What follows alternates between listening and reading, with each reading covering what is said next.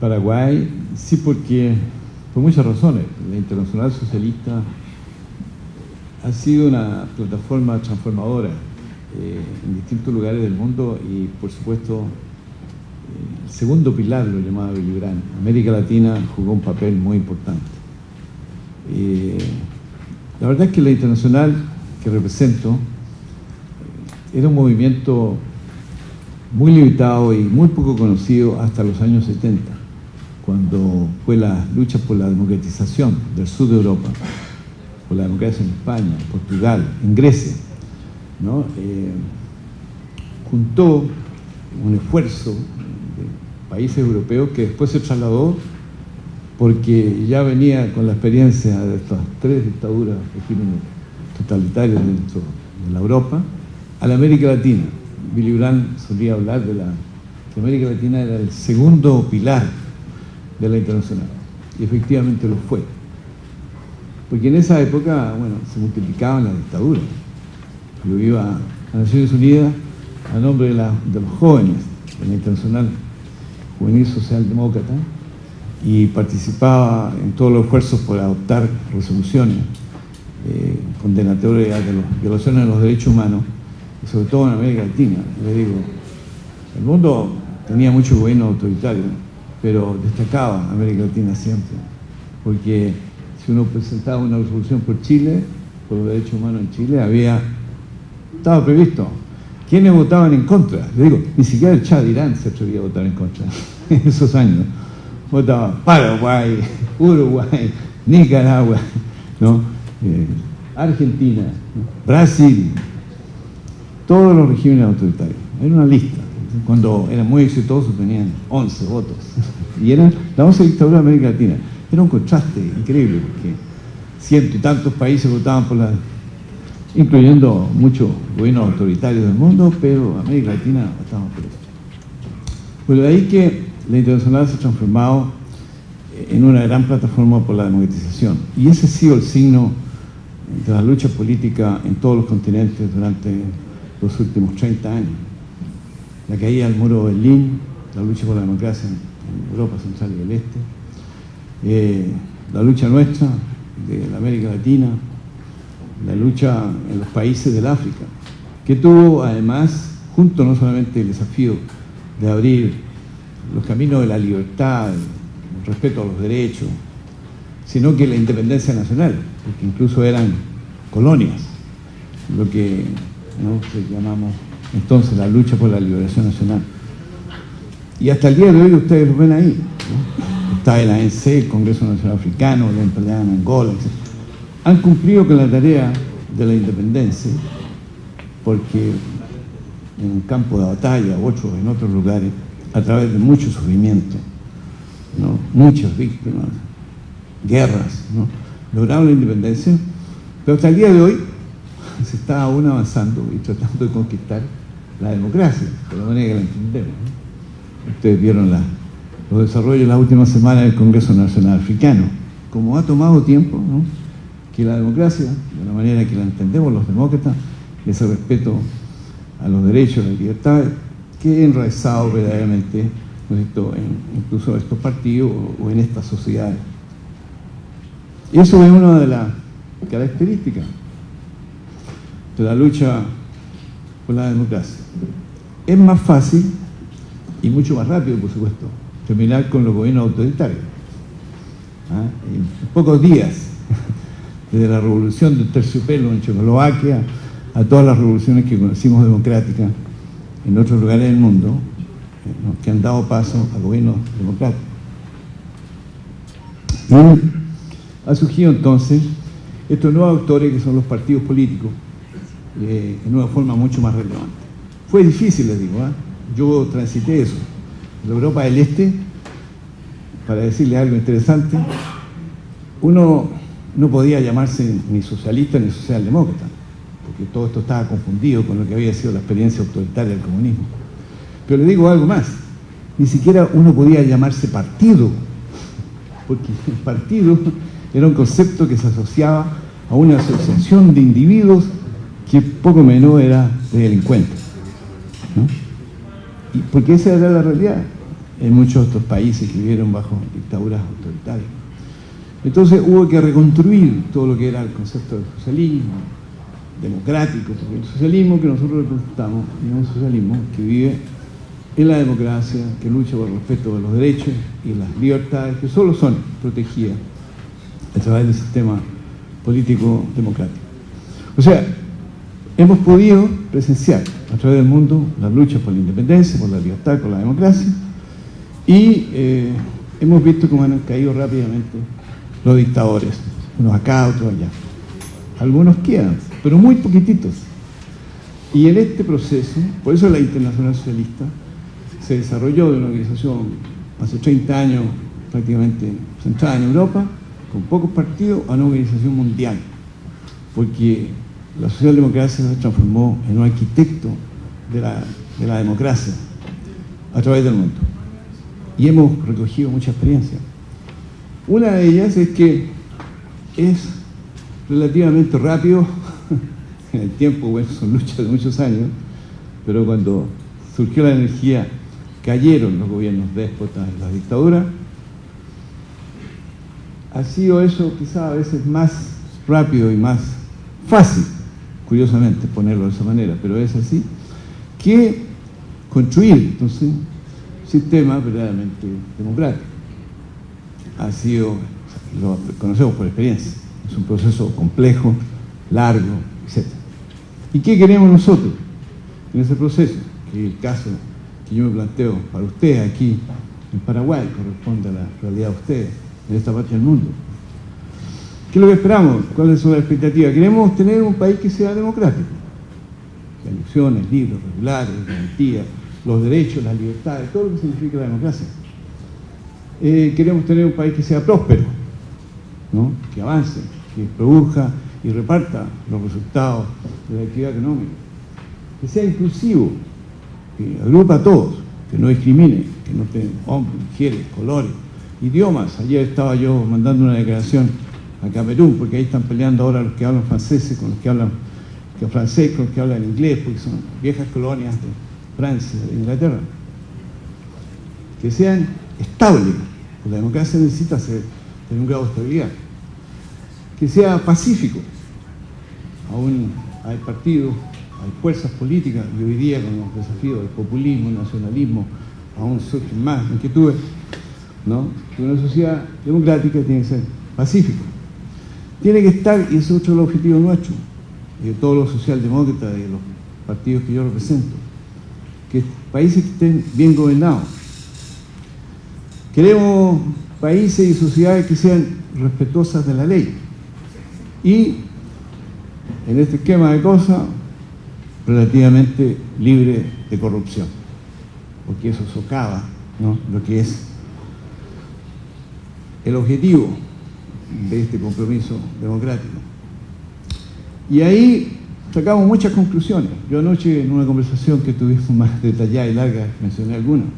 Esa es una de las importantes desde la perspectiva de la América Latina, de perspectiva de África y otros lugares del mundo, es que hemos aprendido, ¿no?, que los países no son pobres porque carecen de recursos, ¿no?, sino que carecen de las instituciones políticas efectivas para producir esos recursos.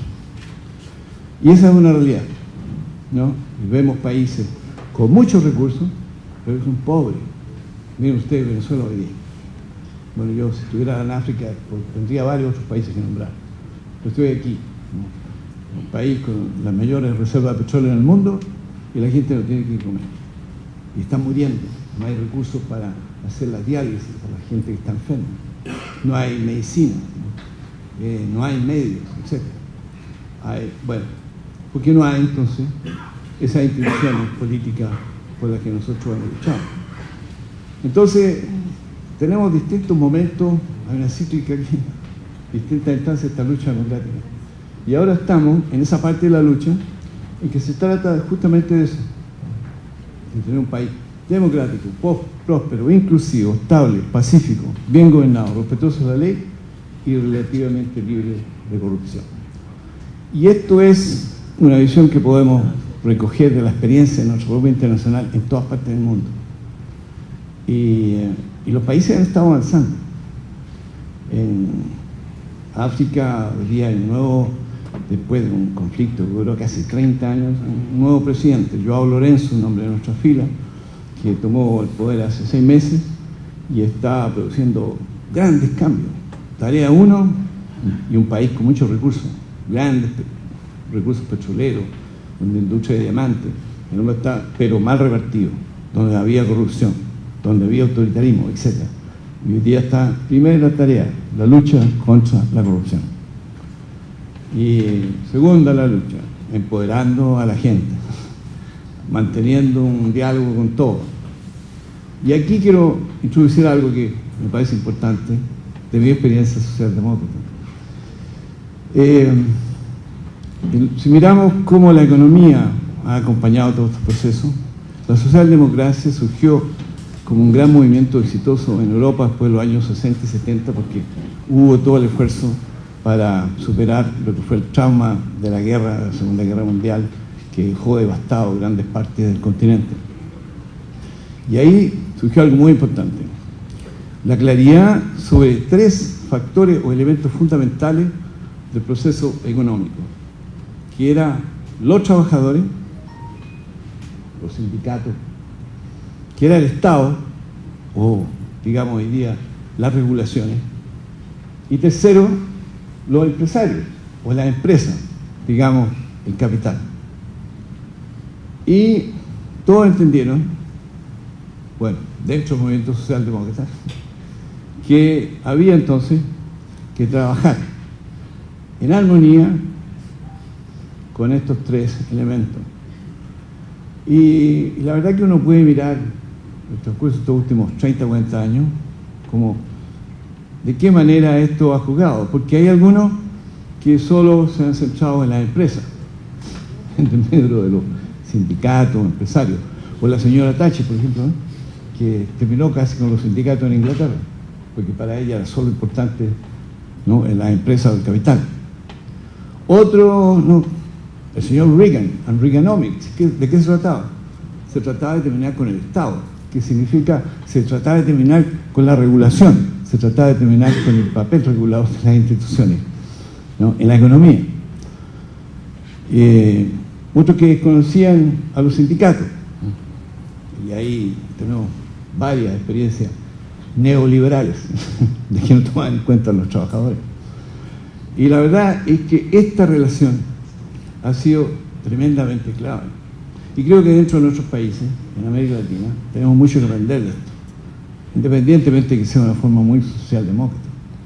Porque creo que aquí necesitamos, ¿no?, en el concepto de buscar asegurar libertades, derechos, y asegurar una sociedad que entregue igualdad y posibilidades, que empodere a todos y que produzca los recursos para todos, necesitamos introducir esta consideración en estos 3 elementos.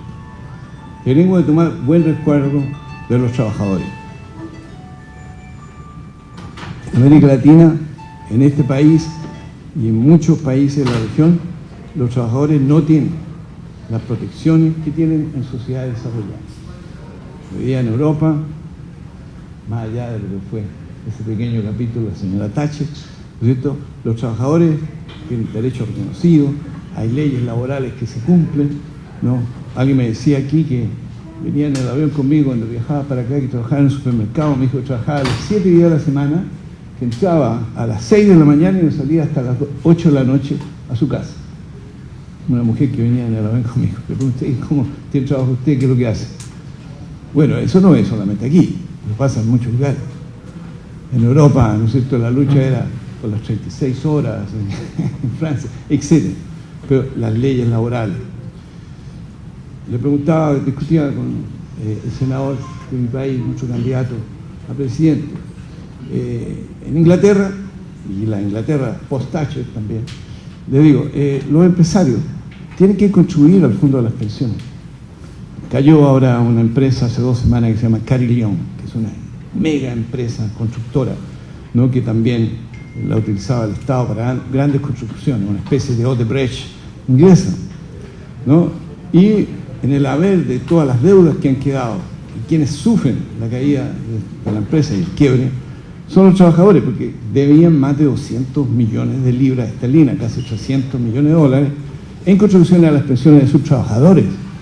Pero ¿cuánto los empresarios en América Latina, incluso en Chile, ¿no?, contribuyen al sector laboral, a las empresas? Los sistemas de pensiones fundamentalmente se nutren y se financian solo con la contribución de los trabajadores, ¿no? La corresponsabilidad ante esto. Bueno, y así uno puede ir mirando qué pasa con el marco de la regulación, ¿no? En Chile no, se puso en marcha una gran reforma fiscal por la presidenta Bachelet para llevar, ¿no?, a la práctica un grado de mayor equidad, justicia, igualdad dentro del sistema económico de Chile. Pero hay una gran tarea por delante que hacer. Y entender, ¿no es cierto?, que tenemos que preocuparnos de estos tres elementos. Lo relaté al senador cuando yo llegué a Suecia, estudiante, en medio de la época de Pinochet, les pregunté, como venía del Chile de Allende, a los suecos, llegué a estudiar a Suecia, mire, ¿cuánto de la economía aquí ustedes tienen en manos del Estado? Porque en Chile la fórmula era, tenía el Estado hacerse cargo de la economía para producir equidad, igualdad. Eso era lo que estábamos, todos en América Latina estábamos en eso. Y me dijeron, mire, aquí el Estado tiene el 94 o 95%, no, perdón, tiene 4 o 5%, y las cooperativas tienen 2%. El resto es privado, 94% de la economía privada. Y para mí esa fue la lección más importante que yo aprendí cuando llegué a Suecia, uno de los países más desarrollados y con gran justicia social en toda la Europa. Y era porque esos tres elementos, ¿no?, de Estado, mercado, regulaciones, ¿no?, y trabajadores, sindicatos, allá se vive y se sigue viviendo hasta este día. Y en muchos otros lugares, en Dinamarca, en Noruega, incluso ahora se ha recuperado en Inglaterra. En Francia existen, los sindicatos son tremendamente poderosos. Y bueno, son parte de las cosas que tenemos que implementar. Por eso que somos socialdemócratas, pero les digo, yo me he dado cuenta que esto está siendo compartido, más allá de nuestras propias fuerzas políticas. Y por eso que se están construyendo también importantes coaliciones, alianzas para llevar a cabo, cumplir con estos objetivos en programas que están ganando elecciones en distintos lugares. Pero atención, también hay dificultades porque en Europa, por ejemplo, han surgido estas grandes coaliciones nacionales, grosas coaliciones en Alemania, coaliciones nacionales en otras partes, que han llevado a partidos de la izquierda y de la derecha a trabajar juntos. Y la verdad que sobre todo han sido los progresistas, los liberales, la fuerza social liberal también han ido perdiendo espacio, porque cuando los ciudadanos no entienden esta diferencia de principios, de valores, ¿no?, a la larga han sido los conservadores los que han terminado ganando, ¿no? Y eso quedó muy evidente después de la crisis financiera en Europa y en los países industrializados, ¿no?, donde los socialdemócratas quedaron inmersos en las fuerzas liberales, inclusive inmersos, ¿no es cierto?, en la respuesta en las políticas de austeridad, que han producido un gran descalabro para los sectores progresistas en distintos lugares del mundo. Entonces es muy importante siempre estar claro, por eso que las alianzas, yo creo que se pueden, lo hemos logrado en Chile, se han logrado en muchos lugares del mundo, también en África, en otros continentes, en Europa del Este lo he visto en experiencias exitosas, también tienen que estar determinadas, discutiendo, estableciendo cuáles son entonces los valores, los principios que tenemos en común y los que, ¿no?, y podemos compartir en un programa, ¿no?, que tiene que tener como norte ese país que yo le decía con todas esas características: democrático, próspero, inclusive, estable, pacífico, bien gobernado, respetuoso a la ley y relativamente libre de corrupción. Por eso yo creo en estos programas que ustedes han levantado.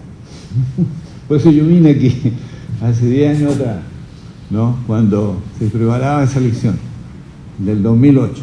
Hicimos una reunión aquí en diciembre del 2017 con todos los partidos progresistas, estaba el Partido Liberal, don Carlos Ostense, están todos, todo el movimiento, el Partido Democrático Progresista, toda la fuerza. Y por eso que yo de nuevo aquí tengo, ¿no?, ese sentimiento que ya tuve en ese momento, ese entusiasmo, que ustedes están cerca, ¿no?, muy cerca, y los aliento a seguir con 2 meses, ¿no?, con esto, porque de